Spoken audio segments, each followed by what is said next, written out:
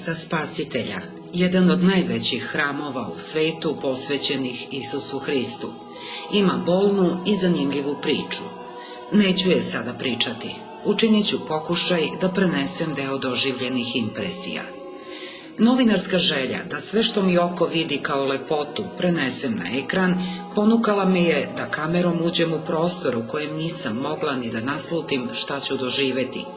Već u holu uniformisano obezbeđenje me je presrelo videvši kameru u mojim rukama i reklo da mogu ući u hram, ali bez nje.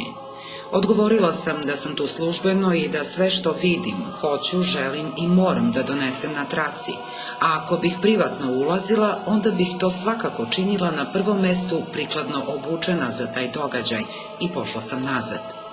Ispred hrama našao me je otac Antonije i obavestio da je sve sređeno i da mogu slobodno da snimam unutrašnjost hrama koliko god želim.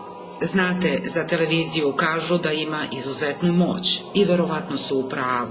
Moja iskustva mi govore da objektiv ima izuzetnu moć, u stanju je da ružno učini lepim, lepo ružnim, ali verujte, svaka moć te sprave je izgubljena u unutrašnjosti ovog hrama. Fraza "ostadoh bez daha" ovdje gubi status fraze.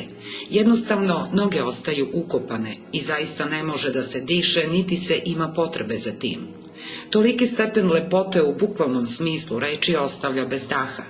Kolega snimatelj koji je u hram ušao bez kamere, šapnuo mi je: "Snimaj već jednom, ti si jedna od 5 snimatelja u svetu koje je to dozvoljeno u ovom hramu, iskoristi to." Poslušala sam ga, ali mi je svaka desetinka sekunde kojom je traka radila svoj deo posla kljucala u mozak.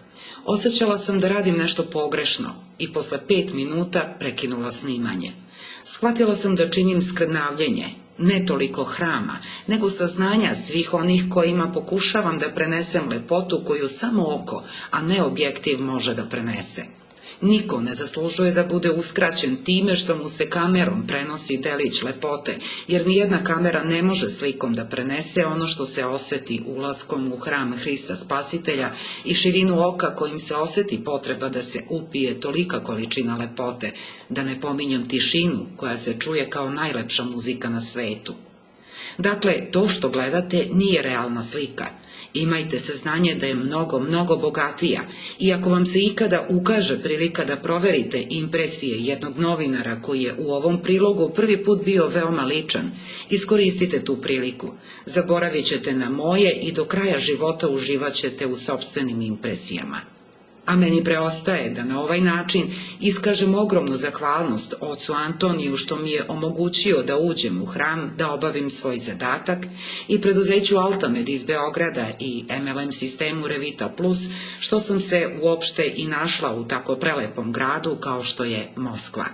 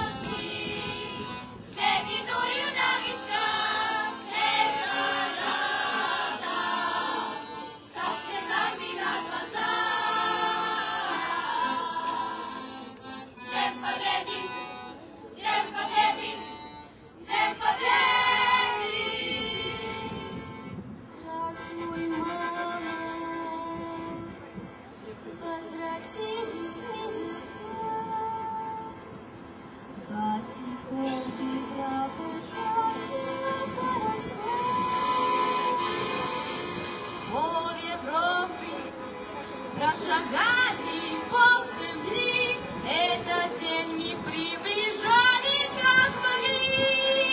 Это день победы, город вам пропал.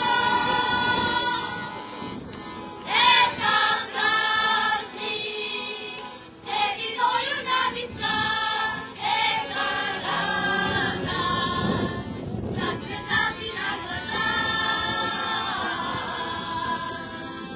День победы, день победы, день победы. Сербия воскресла! Воистину воскресла! Россия воскресла! Воистину воскресла! Христос